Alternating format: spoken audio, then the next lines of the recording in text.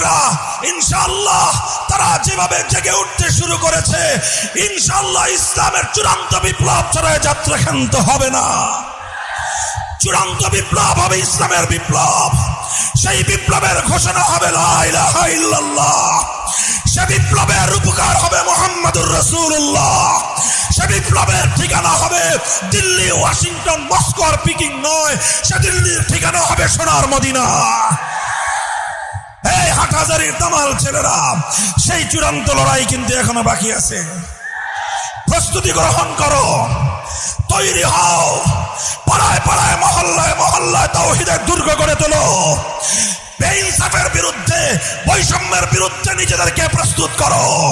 যারা দেশের বিরুদ্ধে, বাংলাদেশের মুসলিম জাতিসত্তাকে ধ্বংস করবার পায়তারা করবে, তাদের বিরুদ্ধে নিজের হাতকে মুষ্টিবদ্ধ করো, নিজেদের হাতিয়ারকে শানিত করো। যদি প্রয়োজন হয় আমরা প্রথমে চোখের অশ্রু দিব, তারপর যদি প্রয়োজন হয় আমরা শরীরের ঘাম ঝরাবো, এরপর যদি প্রয়োজন হয় রক্ত দিতে হবে আমরা রক্ত দেব ইনশাআল্লাহ।